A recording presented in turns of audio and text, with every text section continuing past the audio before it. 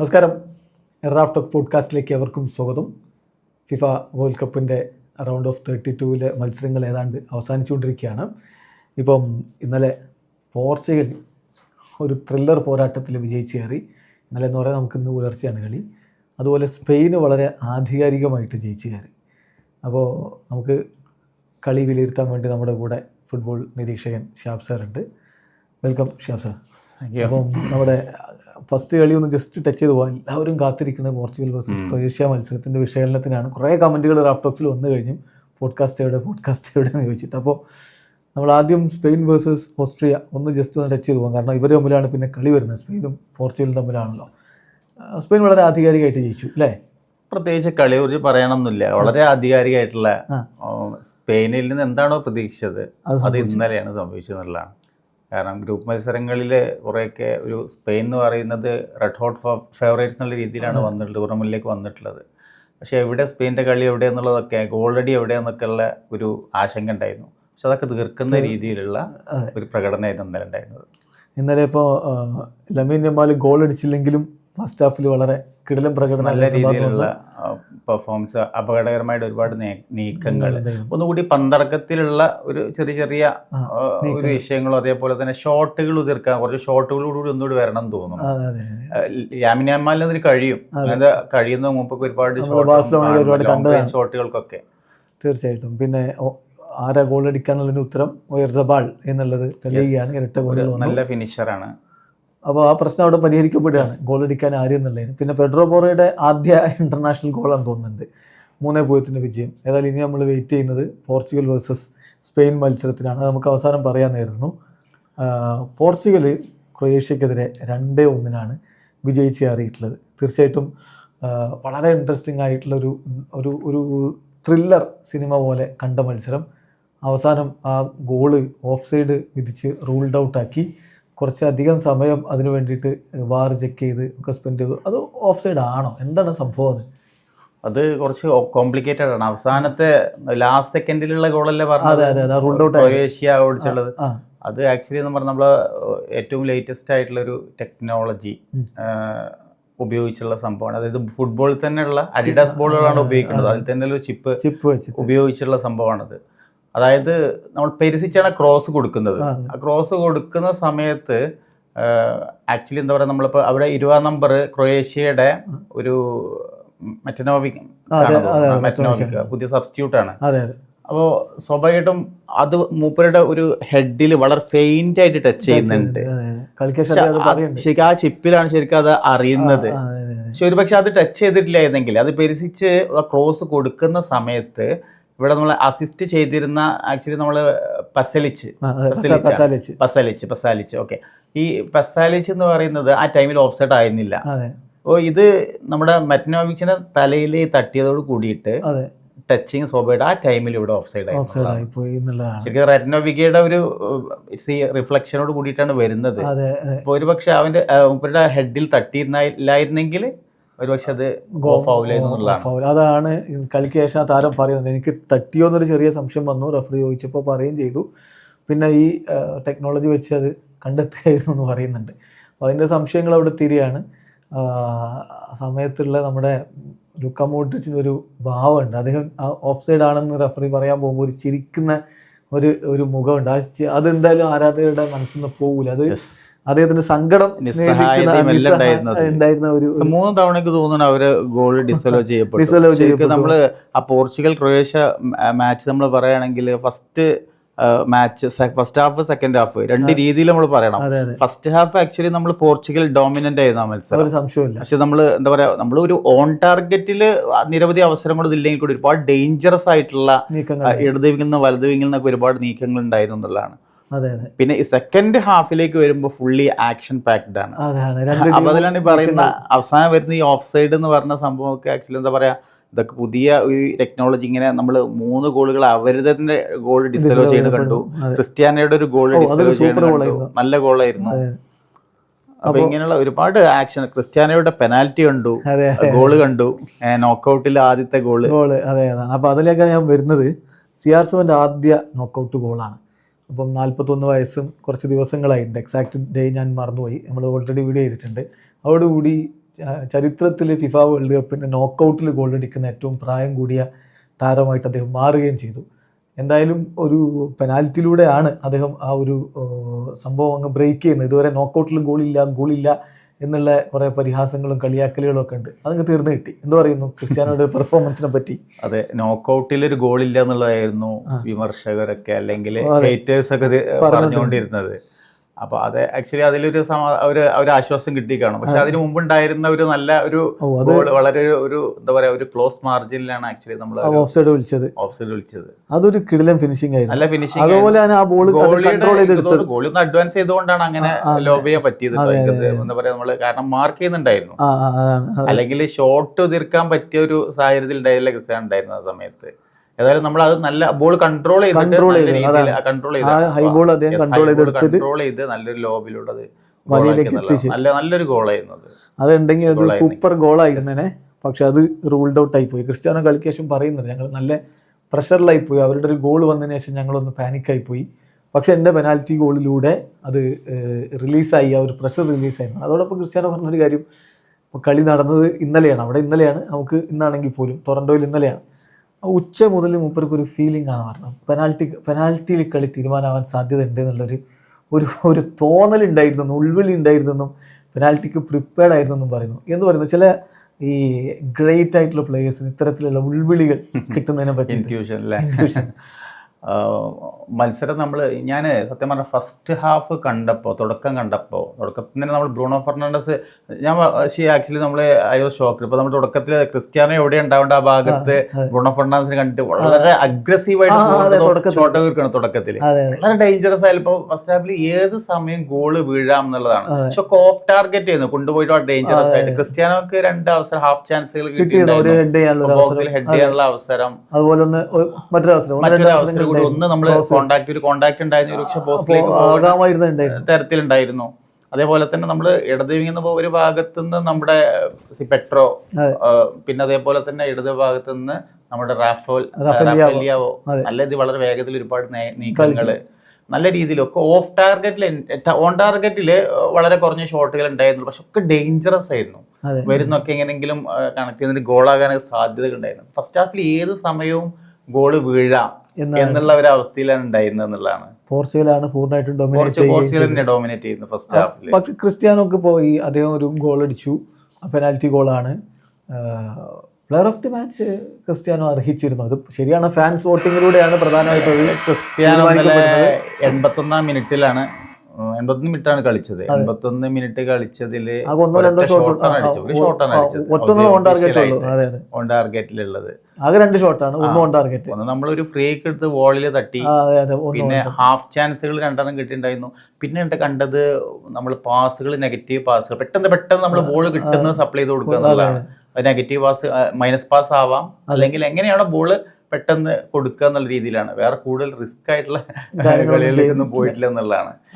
ആകെ 21-22 പാസുകൾ 21 ലക്ഷത്തിലെത്തിയിട്ടുണ്ട്. എനിക്ക് തോന്നുന്നു അത് വളരെ നെർവസ് ആയിട്ടുള്ള ഒരു മൊമെന്റില്, ആ മൊമെന്റില് ആ ഒരു സ്പോട്ടിൽ നിന്ന് കിക്ക് എടുത്തിട്ട് ഗോളാക്കി വളരെ നിർണായകമായിട്ടുള്ള ഒരു ടൈമായിരുന്നു. അപ്പൊ അതിനാണ് പ്ലെയർ ഓഫ് ദി മാച്ച് കൊടുത്തിട്ടുള്ളത് എന്നുള്ളതാണ്. പക്ഷെ അത് പ്രധാനമായിട്ടും ഫാൻസിന്റെ വോട്ടിങ്ങിലൂടെ കൂടി വരുന്നതാണ്. പക്ഷേ ഡിയേഗോ കോസ്റ്റ ആയിരുന്നില്ലേ അർഹിച്ചിരുന്നുള്ള ചോദ്യങ്ങൾ ഫുട്ബോൾ ലോകത്തുനിന്ന് വരുന്നുണ്ട്. കോസ്റ്റ നല്ല കിടിലൻ ചില സേവുകളൊക്കെ നടത്തിയിട്ടുണ്ട് എന്നുള്ളതാണ്. അതോടൊപ്പം തന്നെ ഈ പെനാൽറ്റിയെ കുറിച്ച് പറയുന്നത്, അതൊരു വളരെ എക്സ്പീരിയൻസ്ഡ് ആയിട്ടുള്ള ഒരു താരത്തിന്റെ ഒരു പെനാൽറ്റി ആയിരുന്നു. കാരണം സ്ട്രൈറ്റ് ആയിട്ട് സെൻട്രലിലേക്കാണല്ലോ അടിക്കുന്നത്. അതായത് ഗോൾ കീപ്പറെ മൂവ്മെന്റ് കൃത്യമായിട്ട് നോക്കി ലിവാക്കോവിച്ച് അങ്ങ് മാറി നിന്നിട്ടപ്പോൾ അടിച്ചാണ്. പെനാൽറ്റി അടിക്കുമ്പോൾ സാധാരണ ക്രിസ്ത്യാനോ വളരെ കോൺഫിഡന്റ് ആണ്, അത് നമുക്കറിയാം. ഒരുപക്ഷെ അധികം റിസ്കിന് ക്രിസ്ത്യാനോ സ്പോട്ട് കിക്കിൽ അധികം റിസ്ക് എടുക്കാറില്ല. ഗോളാക്കണം, അത് ഗോളാക്കാം എന്നുള്ള രീതിയിലാണ്. ഒരു പക്ഷെ നമ്മൾ ലെഫ്റ്റ് കോർണറിലാവാം, റൈറ്റ് കോർണറിലാവാം എന്നുള്ള രീതിയിലാണ്. പക്ഷെ ഇത് സെന്ററിലാണ് വന്നത്, നേരെ തന്നെ അടിച്ചിട്ടുള്ളത്. അപ്പോൾ എനിവേ നമ്മൾ അത് സ്പോട്ട് കിക്കിൽ നിന്ന് എപ്പോഴും ക്രിസ്ത്യാനോ അടിക്കാൻ മുന്നോട്ട് വന്ന് ഞാൻ തന്നെ എടുത്തോളാം രീതിയിൽ വന്ന് വളരെ കോൺഫിഡൻ്റ് ആയിട്ട് എടുക്കുകയാണ് ചെയ്തത്. അപ്പോൾ അക്കാര്യത്തിൽ എപ്പോഴും നമ്മൾ പെനാൽറ്റി കിക്ക് എടുക്കുന്നതിൽ ക്രിസ്ത്യാനോ റൊണാൾഡോ എപ്പോഴും കോൺഫിഡൻ്റാണ്. പെനാൽറ്റിയും ക്രിസ്ത്യാനോയും തമ്മിലുള്ള ബന്ധം അതാണ്. അദ്ദേഹം പെനാൽറ്റി എടുത്തത് ഗോളായിരിക്കും, വളരെ റെയറായിട്ട് മാത്രമാണ് അദ്ദേഹത്തിൻ്റെ പെനാൽറ്റികൾ ഗോളാവാതെ പോവാറുള്ളത്. അതേസമയം ഈ പിന്നെ നമ്മുടെ ഗോൺസലോ റാമോസ് വന്നിട്ട് ഗോൾ അടിച്ചല്ലോ. റാമോസിന് ഒരു 60 മിനിറ്റിന് ശേഷമൊക്കെയാണ് ഇറക്കുന്നത്. പിന്നെ ഒരു ചോദ്യം നമ്മൾ പറഞ്ഞല്ലോ, ഇപ്പോൾ ഫസ്റ്റ് ഹാഫിലെ ചില അവസരങ്ങളൊക്കെ ക്രിസ്ത്യാനോക്ക് ഹെഡ് ചെയ്യാൻ പറ്റുമായിരുന്നൊരു അവസരം, അതെങ്ങനെ ഗോളായില്ല എന്ന ഒരു അത്ഭുതത്തിൽ പെഡ്രോനെറ്റ് നിൽക്കുന്നൊക്കെ ഉണ്ട് ആ ക്രോസ് ഒക്കെ. അപ്പോൾ അത് റാമോസ് ആയിരുന്നെങ്കിൽ ഗോളുകൾ ഫസ്റ്റ് ഹാഫിൽ തന്നെ 1-2 ഗോളുകൾ പോർച്ചുഗൽ നേടുമായിരുന്നു. അത് ഞാൻ പറയാനിരുന്ന സംഭവമാണ്. അതായത് ക്രിസ്ത്യാനോക്ക് കിട്ടിയിരുന്ന ബോക്സിൽ തുടക്കത്തിൽ ഫസ്റ്റ് ഹാഫിൽ കിട്ടിയിരുന്ന 2 ചാൻസുകൾ, ഹാഫ് ചാൻസുകൾ. ഇവിടെ എങ്ങനെയാണ് നമ്മൾ ഒരു ഫിസിക്കലി ഫിറ്റ് ആയിട്ടുള്ള വളരെ ഫ്ലെക്സിബിൾ ആയ റിഫ്ലക്സ് ഉള്ള ഒരു പ്ലെയറെ എങ്ങനെ ഉപയോഗപ്പെടുത്തണം എന്നുള്ളതാണ്. ഫസ്റ്റ് ഹാഫിൽ കൊണ്ടുവന്നിരുന്നെങ്കിൽ എന്തൊക്കെ ഇഫക്റ്റാണ്, ഇമ്പാക്റ്റ് ആണ് അവിടെ ഉണ്ടാക്കുക എന്നുള്ളതിന് ഉദാഹരണമാണത്. ഒരു പക്ഷേ ക്രിസ്ത്യാനോക്ക് പകരം ഗോൺസാലോ റാമോസോ അല്ലെങ്കിൽ അതുപോലെ തന്നെ വേറൊരു ഫിസിക്കലി ഫിറ്റ് ആയ ഒരു ഫ്ലെക്സിബിൾ ആയിട്ട് ഒരാൾ ഉണ്ടായിരുന്നെങ്കിൽ, ഒരു പക്ഷേ ക്രിസ്ത്യാനോന്റെ നിലവിലിപ്പോൾ ഏജ് ഒരു ഘടകമാണ്. അതേപോലെ തന്നെ ഇങ്ങനെയുള്ളത് ഇപ്പോൾ മൂവ്മെന്റ് ഒക്കെ, അതേപോലെ റിഫ്ലക്സുകൾ ഒക്കെ ലിമിറ്റഡ് ആണ്. ഇപ്പൊ പഴയ പോലെ തന്നെ ക്രിസ്ത്യാനോ നമുക്ക് കണ്ടിട്ട് വളരെ ഹൈ വെറുതെ ചാടി ഹെഡ് ചെയ്ത് ഗോൾ അടിച്ചിട്ടുണ്ട്. അക്രോബാറ്റിക് ആയിട്ടുള്ള ഷോട്ടുകളിലൂടെ ബൈസിക്കിൾ കിക്സ് ഉള്ള ഗോൾ അടിച്ചിട്ടുണ്ട്. പക്ഷെ ഇപ്പോൾ വളരെ ലിമിറ്റഡ് നമുക്കറിയാം. അപ്പോൾ നമ്മളത് സമ്മതിച്ചേ തീരും. അപ്പോൾ ആ ഒരു സ്ഥാനത്ത് ഇപ്പോൾ ഗോൺസാലോ റാമോസ് ആയിരുന്നെങ്കിൽ ഗോളാകുമായിരുന്നു എന്ന് ഞാൻ ആലോചിച്ചതാണ്. കാരണം ഞാൻ ഈ സെക്കൻഡ് ഹാഫിൽ ഗോൺസാലോ റാമോസ് ചെയ്തിട്ടുള്ള ഹെഡ് നല്ലൊരു കിടിലൻ ഹെഡാണ്. പക്ഷെ ക്രിസ്ത്യാനോ ആയിരുന്നെങ്കിൽ ഒരു പക്ഷെ അത് ചെയ്യാൻ പറ്റുമായിരുന്നില്ല ഈ ഒരു സമയത്ത് എന്നുള്ളതാണ്. 90 മിനിറ്റ് 94 മിനിറ്റിലൊക്കെയാണ് അതാണ്. അപ്പം അദ്ദേഹത്തിന്റെ ഇതൊന്നും അദ്ദേഹത്തെ ആരും കുറ്റപ്പെടുന്നതല്ല, മനുഷ്യനാണെന്നുള്ളത് അംഗീകരിച്ചാല് നിലവിലെ സാഹചര്യത്തിലാണ് പറഞ്ഞത്. അതായത് ഒരുപക്ഷെ നമ്മള് ക്രിസ്ത്യാനോ എത്ര ഹൈറ്റിലൊക്കെ ചാടിയിട്ട് ബൈസിക്കിൾക്ക് പോലും വളരെ അഡ്വഞ്ചറസ് ആയിട്ടുള്ള അത്ര ഹൈറ്റിലൊക്കെയാണ് ഇങ്ങനെ അക്രോബാറ്റിക് ഷോട്ടുകൾ ചെയ്തിരുന്നത്. ഏത് ടൈമിൽ ഇങ്ങനെ അഡ്വഞ്ചറസ് ആയിട്ടുള്ള ഷോട്ടുകൾക്ക് ഇപ്പോഴും കഴിഞ്ഞ കളികളിൽ കണ്ട് ഗോൾ അടിക്കാൻ പക്ഷെ ശ്രമം നടത്താറുണ്ട്. പക്ഷെ ഇപ്പോൾ നമ്മൾ ആക്ച്വലി എന്താ പറയുക, നമ്മൾ ഏജ് എന്ന് പറയുന്ന ഒരു ഘടകം ഇങ്ങനെ ഒരു നെഗറ്റീവ് ആയി നിൽക്കുന്നതുകൊണ്ട് മാത്രമുള്ള ഒരു വിഷയമാണ്. അത്രേ ഉള്ളൂ. അതാണ്. അപ്പോൾ നമ്മൾ അത് ഉൾക്കൊണ്ടാൽ മാത്രം മതി. പിന്നെ ഗോൺസാലോ റാമോസിൻ്റെ ഒരു പ്രസ്താവനയൊക്കെ കളിക്ക് ശേഷം, കളിയുടെ അവസാന മിനിറ്റുകളിൽ ഗോൾ വേണോ, നിങ്ങൾ ഭയപ്പെടേണ്ട, ഗോൺസാലോ റാമോസ് അവിടെ ഉണ്ട്, ഞാനെപ്പോഴും റെഡിയാണ് എന്നൊക്കെ പറയുന്നുണ്ട്. ഇനിയിപ്പോൾ അടുത്ത കളി, ഇപ്പോൾ ഈ കളിയിൽ തന്നെ ഇപ്പോൾ ഒരു 60 മിനിറ്റിന് ശേഷം ഒരു 80 മിനിറ്റ് വരെ 2 പേരും ഉണ്ടായിരുന്നു. ഗോൺസാലോ റാമോസും ക്രിസ്ത്യാനോയും ഒരുമിച്ചാണ് ഉണ്ടായിരുന്നത്. വേണമെങ്കിൽ അടുത്ത കളിക്കൊക്കെ അത്തരത്തിൽ റോബർട്ടോ മാർട്ടിനസ് പരീക്ഷിക്കുകയുമാവാം. പരീക്ഷണം എന്ന് പറഞ്ഞാൽ ഇതിപ്പം സ്പെയിനെതിരെയാണ്, അങ്ങനെ ഒരുപാട് പരീക്ഷണങ്ങൾക്കുള്ള സാധ്യത അല്ല പറയുന്നത്. ഒരു ഡിഫൻസ് ഒക്കെ പൊളിക്കാൻ, സ്പെയിൻ്റെ ഡിഫൻസ് പൊളിഞ്ഞിട്ടില്ല, അത് പൊളിക്കാൻ വേണമെങ്കിൽ അത്തരത്തിലുള്ള നീക്കങ്ങളിലേക്ക് പോകാം. കാരണം ക്രിസ്ത്യാനോ അവിടെ ഉണ്ടാകുമ്പോൾ ക്രിസ്ത്യാനോയെ മാർക്ക് ചെയ്യാൻ വേണ്ടി 1-2 ഡിഫൻഡേഴ്സിനെ ഡിപ്ലോയ് ചെയ്യുകയാണെങ്കിൽ അപ്പുറത്തു കൂടി അത് ഉപയോഗപ്പെടുത്താൻ പറ്റുന്ന ഒരാൾ എന്ന നിലയിൽ ഗോൺസാലോ റാമോസ് വരാം. അത് കോച്ചിനോട് ചോദിക്കുകയും ചെയ്തു. ഗോൺസാലോ റാമോസ് സ്റ്റാർട്ടിംഗ് ലെവലിൽ തൻ്റെ സ്ഥാനം സിമെന്റ് ചെയ്യല്ലേ, അതിനുള്ളൊരു സാധ്യത കൂടി ഇല്ല എന്ന് ചോദിക്കുമ്പോൾ അതിന് കോച്ച് ഒരു പിടി കൊടുക്കാത്ത മറുപടിയാണ് പറഞ്ഞത്. ഞങ്ങളുടെ എല്ലാ താരങ്ങളും എപ്പോഴും റെഡിയാണ് എന്നൊക്കെ അങ്ങ് പറഞ്ഞു പോവുകയാണ് ചെയ്തത്. അതുപോലെ ആ പെനാൽറ്റി എടുക്കാൻ ഇന്ന് ക്രിസ്ത്യാനോയെ പോലെ അങ്ങനെ അല്ലാതെ ക്രിസ്ത്യാനോക്ക് അല്ലാതെ മറ്റൊരാൾക്ക് അത്തരത്തിൽ പെനാൽറ്റി എടുക്കാൻ പറ്റൂല എന്ന് കോച്ച് പറയുന്നുണ്ട്. പിന്നെ പെനാൽറ്റി ബോക്സിലേക്ക് അത്രയും സ്ട്രെങ്ത്തിൽ അത്രയും എബിലിറ്റിയിൽ എൻ്റർ ചെയ്യാൻ ഗോൺസാലോ റാമോസിന് അല്ലാതെ പറ്റൂല എന്നും പറയുന്നുണ്ട്. അപ്പോൾ ഈ രണ്ടുപേരും കൂടി ഒരുമിച്ച് ഡിപ്ലോയ് ചെയ്താൽ സ്പെയിനെതിരെ ഒന്നുകൂടി എഫക്റ്റീവ് ആവൂലേ എന്നൊരു സംശയം എന്തായാലും ഉണ്ട്. ഇനി അതോടൊപ്പം തന്നെ എനിക്കൊരു സംശയമുള്ളത്, ബ്രൂണോയുടെ ഒരു പ്രകടനം അത്രയ്ക്ക് വരുന്നുണ്ട്, ആള് മങ്ങി പോകുന്നില്ലേ? ബ്രൂണോ പറഞ്ഞില്ലേ, നമ്മൾ ഫസ്റ്റ് ഹാഫ് തുടക്കത്തിൽ വളരെ അഗ്രസീവായിരുന്നു. തുടക്കത്തിൽ എങ്ങനെയും ഗോൾ അടിക്കണം എനിക്ക് തോന്നുന്നു. ക്രിസ്ത്യാനോ അവിടെ ഉണ്ടോ എന്നുള്ള കാര്യമൊന്നും ഇവർ ഇങ്ങനെ വെച്ചെങ്കിൽ വളരെ അഗ്രസീവായിട്ടുള്ള ഒരു അപ്രോച്ചാണ് തുടക്കത്തിൽ കണ്ടത്. ഞാൻ കണ്ടു എങ്ങനെയെങ്കിലും ഗോൾ അടിച്ചിട്ട് എന്താ പറയുക ലീഡ് നേടണം എന്നുള്ള ഒരു വളരെ ജനറേഷനോട് കൂടിയിട്ടുണ്ടായിരുന്നത്. പക്ഷെ പിന്നെ എവിടെയാണ് ബ്രൂണോ ഫെർണാണ്ടസിന്റെ ഒരു മങ്ങിപ്പോയത്. ഗ്രാജുവലി ഫസ്റ്റ് ഹാഫിലേക്ക് പോയപ്പോ സബ്സ്റ്റിറ്റ്യൂട്ട് ചെയ്യപ്പെട്ടല്ലോ. പിന്നെ 60 മിനിറ്റിൽ തന്നെ സബ്സ്റ്റിറ്റ്യൂഷൻ വന്നു. കോച്ച് 4 പേരെ ഒരുമിച്ചാണ് സബ്സ്റ്റിറ്റ്യൂട്ട് ചെയ്യുന്നത്. അതും വിറ്റീനയും ബ്രൂണോ ഫെർണാണ്ടസിനും ഒക്കെ പിൻവലിക്കുകയാണ്. അപ്പോൾ കോച്ച് ഉദ്ദേശിച്ചത് ഒരു അവിടുന്ന് അങ്ങോട്ട് കളി എങ്ങനെയെങ്കിലും തിരിച്ചു പിടിക്കണം എന്നൊരു ഉദ്ദേശത്തിൽ അങ്ങ് ഇറക്കി വിട്ടതാണെന്നാണ് തോന്നുന്നത്. പിന്നെ ഡിയേഗോ ജോട്ട ഒരു ഫാക്ടർ ആയിരുന്നു ഈ കളിയിൽ തോന്നുന്നുണ്ട്. കാരണം കളി കഴിഞ്ഞിട്ട് 21-ാം നമ്പർ ജേഴ്സി അണിഞ്ഞുകൊണ്ട് ക്രിസ്ത്യാനോ വരുന്നു, കരയുന്നു. ജോട്ടയുടെ ഓർമ്മ ദിനത്തിൽ ഒരു വിജയമല്ലാതെ മറ്റൊന്നും ഞങ്ങൾ ചിന്തിക്കുന്നുണ്ടായിരുന്നില്ല എന്നും പറയുന്നുണ്ട്. തീർച്ചയായിട്ടും അതൊരു വൈകാരികമായിട്ടുള്ളൊരു സംഭവം കൂടിയാകുമ്പോൾ അതൊരു എക്സ്ട്രാ എനർജി പോർച്ചുഗലിന് കൊടുക്കുന്നില്ലേ? ഡിഗോ ജോട്ടയുടെ ചരമ വാർഷികമായിരുന്നു ഇന്നലെ എന്നുള്ളതാണ്. സ്വഭാവമായിട്ട് വൈകാരികമായിട്ടുള്ള ഒരുപാട് സ്വാധീനിച്ചിട്ടുണ്ടാവും നല്ല കളിച്ചിരുന്നല്ലേ. മുമ്പേ പറഞ്ഞിട്ടുണ്ടായിരുന്നു ഈ കളി വിജയം എന്ന് പറയുന്നത്, അല്ലെങ്കിൽ ഡിഗോ ജോട്ടയ്ക്ക് വേണ്ടിയിട്ട് ഒരു വിജയം ഞങ്ങൾ അതിയായിട്ട് ആഗ്രഹിക്കുന്നുണ്ട്, അത് സമർപ്പിക്കുന്നു എന്നുള്ള രീതിയിൽ. അപ്പോൾ സ്വാഭാവികമായിട്ടും അതൊരു വൈകാരിക തലത്തിൽ അതിവൈകാരികതയിൽ പോയിട്ട് കാര്യമില്ല. നമ്മൾ എന്തായാലും നമ്മൾ ഗ്രൗണ്ട് റിയാലിറ്റി മനസ്സിലാക്കി കളിച്ചിട്ടാണ് മാത്രമേ കാര്യമുള്ളൂ. എന്തായാലും അത് തീർച്ചയായിട്ടും പ്ലെയേഴ്സിന്റെ ഇടയിൽ അവർ പോസിറ്റീവായിട്ടുള്ള ഒരു എക്സ്ട്രാ മോട്ടിവേഷൻ, എനർജി അല്ലെങ്കിൽ മോട്ടിവേഷൻ തീർച്ചയായിട്ടും പ്ലെയേഴ്സിൽ, കളിക്കാരിൽ ഉണ്ടാക്കിയിട്ടുണ്ട് എന്നുള്ളതാണ്. തീർച്ചയായിട്ടും. പിന്നെ ഒരു കാര്യം കൂടി, ലൂക്ക മോഡ്രിച്ചിൻ്റെ അവസാന വേൾഡ് കപ്പ് മത്സരം, അദ്ദേഹം എന്തായാലും റിട്ടയർ ചെയ്യാൻ പോവുകയാണ് ഇൻ്റർനാഷണൽ ഫുട്ബോളിൽ നിന്ന്. ക്രിസ്ത്യാനോയും ഈ വേൾഡ് കപ്പിന് ശേഷം റിട്ടയർ ചെയ്യുമെന്നാണ് അദ്ദേഹത്തിൻ്റെ സഹോദരിയും പറഞ്ഞിട്ടുള്ളത്. അപ്പോൾ ഇതിലേത് ലെജൻഡ് ആദ്യം കളി നിർത്തുന്നുള്ളതായിരുന്നു. അപ്പോൾ ആ കളി നിർത്തുന്നത് ഇപ്പം ലൂക്ക മോഡ്രിച്ച് ആവുകയാണ്. വേൾഡ് കപ്പിലേക്ക് എത്താൻ പറ്റാതെ ഒരു ലെജൻഡ് മടങ്ങുന്നു. എന്ത് പറയുന്നു? അദ്ദേഹത്തിൻ്റെ ഒരു മൊത്തം പ്രകടനവും ഈ ഒരു കരിയറിൽ ഇങ്ങനെ വേൾഡ് കപ്പ് ഫൈനലൊക്കെ കളിച്ചിട്ടുണ്ട്, പക്ഷേ അദ്ദേഹത്തിന് അതിന് കഴിഞ്ഞില്ല, കിരീടം ചൂടാൻ പറ്റിയില്ല. ലൂക്ക മോഡ്രിച്ച് ഇന്നലെ പല അവസരങ്ങളും വളരെ ഹെൽപ്ലെസ് ആയിട്ട് നിൽക്കുന്നത് കണ്ടിരുന്നു. വെച്ചെങ്കിൽ ഒരുപാട് ഒരു വിജയത്തോടൊക്കെ, അല്ലെങ്കിൽ എന്താ പറയുക, ഒന്നുകൂടി ടീമിനെ ഈ അവസാന ടൂർണമെൻറ്റിൽ ഒന്നുകൂടി ടീമിനൊന്നുകൂടി ഡീപ്പായിട്ട് കൊണ്ടുപോകുക എന്നുള്ളതൊക്കെ ആഗ്രഹിച്ചിട്ടുണ്ടാവണം. പക്ഷേ ഒരുപക്ഷെ ഇന്നലെ പലതും വെച്ചെങ്കിൽ എതിരായിരുന്നു എന്നുള്ളതാണ്. ക്രിസ്ത്യാനോയും മോഡ്രിച്ചൊക്കെ റയൽ മാഡ്രിഡിൽ ഒരുമിച്ച് ഒരുപാട് വർഷങ്ങൾ കളിച്ചിട്ടുണ്ട്. വളരെ ഐതിഹാസികമായിട്ടുള്ള വിജയങ്ങളും പ്രകടനങ്ങളും ഒരുമിച്ച് നേടിയിട്ടുണ്ട്.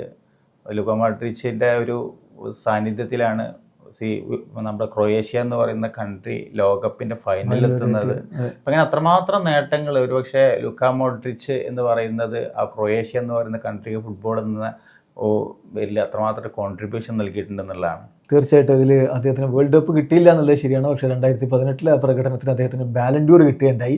മെസ്സി ക്രിസ്ത്യാനോ എറയിൽ മറ്റൊരാൾ ബാലൻഡ്യൂർ കൊണ്ടുപോയത് ആ സമയത്താണ് എന്നുള്ളതും കൂടി നമ്മൾ ശ്രദ്ധിക്കണം. അപ്പം ഇന്നലത്തെ കളി എന്തായാലും പോർച്ചുഗീസ് ആരാധകർക്ക് സന്തോഷം പകരുന്ന ഒന്നായിരുന്നിരിക്കണം, എസ്പെഷ്യലി ഫസ്റ്റ് ഹാഫിലെ കളി. ഫസ്റ്റ് ഹാഫ് ഞാൻ ഇനി ചോദിക്കുന്ന ഒരു ചോദ്യം, അടുത്ത കളി പോർച്ചുഗൽ വേഴ്സസ് സ്പെയിനാണ്. ഇത് ആർക്ക് മുൻതൂക്കം? നമുക്ക് പിന്നെ പ്രിവ്യൂ കളിയുടെ അന്ന് ചെയ്യാം, എന്നാലും ഇപ്പോൾ ഒരു ഫസ്റ്റ് ലുക്ക് എന്നൊക്കെ പറയുമല്ലോ, എന്ത് പറയുന്നു? മുൻതൂക്കം സ്പെയിന് ഇപ്പോൾ നിലവിൽ നിൽക്കുന്നത് വളരെ ഒരു കോൺഫിഡൻസിലാണ് നിൽക്കുന്നത്. ഇപ്പോൾ ഇതുവരെ ഗോൾ വഴങ്ങിയിട്ടില്ല. അതെ അതെ, അതാണ് ഒറ്റ ഗോൾ പോലും വഴങ്ങിയിട്ടില്ല സ്പെയിൻ എന്നുള്ള ഇനിഷ്യത്തിൽ. അപ്പോൾ അത് മാത്രമല്ല, വേറെ റെക്കോർഡാണ്. അത് മാത്രമല്ല, ഇപ്പോൾ ഷൂട്ട് ഔട്ട് കൂടാതെയുള്ള മത്സരങ്ങളിൽ 35 മത്സരങ്ങൾ അൺബീറ്റൺ ആണ് സ്പെയിൻ. അതായത് റെഗുലർ മത്സരങ്ങൾ തോറ്റിട്ടില്ല എന്നർത്ഥം. തോറ്റിട്ടില്ല, ഡ്രോയോ വിജയങ്ങളോ മാത്രമേ ഉണ്ടായിട്ടുള്ളൂ. തോറ്റിട്ടുണ്ടെന്നെങ്കിൽ ഷൂട്ട് ഔട്ടിൽ മാത്രമേ 35 അതെ അങ്ങനെ തോറ്റിട്ടുള്ളൂ എന്നുള്ളതാണ് ഒന്ന്. അപ്പോൾ ഇങ്ങനെ നിൽക്കുന്ന സ്പെയിനെ സംബന്ധിച്ചിടത്തോളം നമുക്കറിയാം, ഇപ്പോൾ 2010 വേൾഡ് കപ്പ്, പിന്നെ അതേപോലെ 2008 യൂറോ കപ്പൊക്കെ ഒരു ടൈമിൽ 2008 മുതൽ 2012-15 കാലഘട്ടം എന്ന് പറഞ്ഞ സ്പെയിനിൻ്റെ ഒരു ഡോമിനൻസ് ആയിരുന്നു. യൂറോപ്പ് വേൾഡ് ഫുട്ബോളിൽ അവരുടെ ഡോമിനൻസ് ആയിരുന്നു. ആ സമയത്തൊന്നും അവർ നിറച്ച് ഗോളുകളൊന്നും അടിച്ചിട്ടുണ്ടായിരുന്നില്ല. അധികം ഗോളുകൾ വഴങ്ങാതെ, എന്നാൽ കൂടുതൽ ഗോളുകൾ അടിക്കാതെ അടിച്ച മത്സരങ്ങൾ ഉണ്ടായിട്ടുണ്ട്. എന്നാൽ വേൾഡ് കപ്പിലൊന്നും അധികം കൂടുതൽ ഗോളുകളൊന്നും സ്കോർ ചെയ്തിട്ടല്ല. അപ്പോൾ അങ്ങനെ എന്താ പറയുക, സ്പെയിനിന് ആ രീതിയിൽ മെയിൻറ്റെയിൻ ചെയ്യാൻ അറിയാം. ഒരുപാട് മത്സര അനുഭവങ്ങളുണ്ട്. അപ്പോൾ സ്വാഭാവികമായിട്ട് എന്താ പറയുക, ഇതിലേക്ക് വരുമ്പോൾ നിലവിൽ കുറച്ചെങ്കിലും ഒരു അഡ്വാൻറ്റേജ് ഞാൻ കാണുന്നത് സ്പെയിനിനാണെന്നുള്ളത്. ഇപ്പം ഇന്നലെ ഓസ്ട്രിയയുടെ കളിയിലൊക്കെ ഒരു സമഗ്ര ആധിപത്യം. അപ്പോൾ അവർക്ക് ഒരു ഗോൾ പോലും ഓസ്ട്രിയക്ക് ഓൺ ടാർഗറ്റിൽ ഉണ്ടായിരുന്നില്ല, ഒരു ഷോട്ട് പോലും, 0 ആണ്. അപ്പം സാറ് പറഞ്ഞ ആ കാലം 2013 വരെ അവരടക്കി ഭരിച്ചൊരു സമയമുണ്ട്. 2013 കോൺഫെഡറേഷൻ കപ്പിൽ നെയ്മർ ജൂനിയറാണ് സ്പെയിനിൻ്റെ ആ ഒരു ആധിപത്യം അങ്ങ് തീർത്തു കൊടുക്കുന്ന ആദ്യമായിട്ട്. അതിൻ്റെ കണ്ടിന്യൂഷനായിട്ട് 2014 വേൾഡ് കപ്പിലും അവർ തകർന്നടിയുകയും ചെയ്തു. അതിനുശേഷം വീണ്ടും സ്പെയിന് കരുത്താർജിച്ചിട്ടുള്ള ഒരു സമയമാണ്. ഈ സമയത്താണ് ഈ പോർച്ചുഗൽ വേഴ്സസ് സ്പെയിൻ മത്സരം വരുന്നത്. യുവേഫ നേഷൻസ് ലീഗിൻ്റെ ഫൈനൽ മത്സരം പോർച്ചുഗൽ സ്പെയിനെ പരാജയപ്പെടുത്തി കിരീടം ചൂടി എന്നൊക്കെ നമ്മൾ പറയുമ്പോഴും 2-2 സമനിലയാണ്. അത് കഴിഞ്ഞ് ഷൂട്ട് ഔട്ടിലാണ് പോർച്ചുഗൽ ആ കിരീടം ചൂടിയിട്ടുള്ളത്. അപ്പോൾ എന്തായാലും നമുക്ക് ഈ കളിയെക്കുറിച്ച് ആ സമയത്ത് വിശദമായിട്ട് പറയാൻ തോന്നുന്നു. എങ്കിലും ക്രിസ്ത്യാനോക്ക് ഈ കളി വിജയിക്കണം, മുന്നോട്ട് പോകണം. അപ്പുറത്ത് ലെമീൻ യമാൽ. അപ്പോൾ പറയുന്നത് എന്താ വെച്ചാൽ 41 വയസ്സുകാരനായിട്ടുള്ള ഫുട്ബോൾ നയിക്കണം. ഫുട്ബോളിൻ്റെ ഭാവി എന്ന് പറയാവുന്ന ഒരു പയ്യനും തമ്മിലുള്ള പോരാട്ടമാണ്. ആ തലത്തിൽ എങ്ങനെ കാണുന്നു അതിനെ? അതിപ്പോൾ നമ്മൾ പിന്നെ ക്രിസ്ത്യാനോ എനിക്ക് തോന്നുന്നു നമ്മളിപ്പോൾ ഇന്നത്തെ കളിയിൽ വലിയ വേണ്ട രീതിയിലുള്ള പെർഫോമൻസ് ഒന്നും കാഴ്ചവെച്ചിട്ടില്ല. ആ ഒരു പെനാൽറ്റി ഗോള് എന്നുള്ളതാണ്. പിന്നെ പക്ഷെ അത് മാത്രമല്ല, ഇപ്പോൾ സബ്സ്റ്റിറ്റ്യൂട്ട് ചെയ്യപ്പെട്ടപ്പോൾ ക്രിസ്ത്യാനോയുടെ ഒരു ബോഡി ലാംഗ്വേജ്, സങ്കടം, ഫ്രസ്ട്രേഷൻ ആക്സെപ്റ്റ് ചെയ്യാൻ ഒരു ബുദ്ധിമുട്ടുണ്ട്. ഈ സബ്സ്റ്റിറ്റ്യൂട്ട് ചെയ്യപ്പെടുമ്പോൾ എന്തൊക്കെയോ ഒരു വിഷയം പോലെ തോന്നുന്നുണ്ട്. എന്നാലും അത് ഓവറാക്കിയില്ല, ചിലപ്പോൾ ഓവറാക്കാറുണ്ട്, അത് ഓവറായിട്ടില്ല. അദ്ദേഹം പോയിട്ട് റോബർട്ട് പാറ്റിൻസൺ കൈ കൊടുത്തു, ബാക്കി എല്ലാവരും കൈ കൊടുത്തു ചെയ്യുന്നുണ്ടായിരുന്നു. ഇതൊക്കെ ചില കാര്യങ്ങൾ ഇങ്ങനത്തെ ഒരു ആക്സെപ്റ്റൻസിന്റെ ഒക്കെ ആവശ്യമുണ്ട്. എനിവേ പിന്നിപ്പോൾ പ്രീ ക്വാർട്ടറിലേക്ക് വരുമ്പോൾ 2 ജനറേഷൻ UEFA നാഷണൽസ് ലീഗിൽ ഇതേപോലെ തന്നെ അവർ നേരിട്ടതായിരുന്നു. അന്ന് പോർച്ചുഗൽ വിജയിച്ചു എന്നുള്ളതാണ്. അപ്പം ഇനി ഒന്നുകൂടി ഒരു മുഖാമുഖം കാണാനുള്ള ഒരവസരമാണ്. അത് എങ്ങനെയാണ് ലാമിൻ യമാൽ നിലവിലിപ്പോൾ ഒന്നുകൂടി എക്സ്പീരിയൻസ്ഡ് ആണ്. ഇന്നിപ്പോ 16 വയസ്സുകാരനാണ്, 18 വയസ്സായി. കൂടുതൽ മത്സര പരിചയങ്ങളുണ്ട്. ബാഴ്സലോണയിലായിരുന്നാലും അതേപോലെ തന്നെ ഇങ്ങനെയുള്ള ഇന്റർനാഷണൽ മത്സരങ്ങളിലൊക്കെ കൂടുതലായിട്ട് മത്സര പരിചയം വന്നു കഴിഞ്ഞു. അപ്പോൾ ഒന്നുകൂടി കോൺഫിഡൻസോടുകൂടി കളിക്കാൻ അതേപോലുള്ള നെർവസ് ആയിട്ടുള്ള ഒരു ബാലൻ ആയിരിക്കില്ല ലാമിൻ യമാൽ എന്നുള്ളതാണ്. തീർച്ചയായിട്ടും ആ കളിയെക്കുറിച്ച് നമുക്ക് പിന്നീട് വിശദമായിട്ട് ചർച്ച ചെയ്യാം. എന്തായാലും പോർച്ചുഗീസ് ആരാധകർ വളരെ സന്തോഷത്തിലാണ്. ക്രിസ്ത്യാനോ റൊണാൾഡോ നോക്കൗട്ടിലെ തൻ്റെ ആദ്യ ഗോളും കണ്ടെത്തിയിട്ടുണ്ട്. പിന്നാലെ ഗോളുകൾ ഇങ്ങ് വരും എന്ന് വിചാരിക്കും. ക്രിസ്ത്യാനോ പറയാറുണ്ട് ഈ കെച്ചപ്പ് ബോട്ടിൽ പോലെയാണ്. അതിങ്ങനെ നമ്മൾ കെച്ചപ്പ് ഇങ്ങനെ ഞെക്കി പിടിക്കുമ്പോൾ വരാനൊരു മടിയായിരിക്കും, തുറന്നു കഴിഞ്ഞാൽ എല്ലാം കൂടെ അങ്ങ് വീഴും. അതുപോലെ ഗോള് ഒരുമിച്ച് അങ്ങ് വരുമോ എന്നുള്ളത് കാത്തിരുന്ന് കാണാം. ശരി, അടുത്ത വീഡിയോ ആയിട്ട് നമുക്ക് വീണ്ടും കാണാം.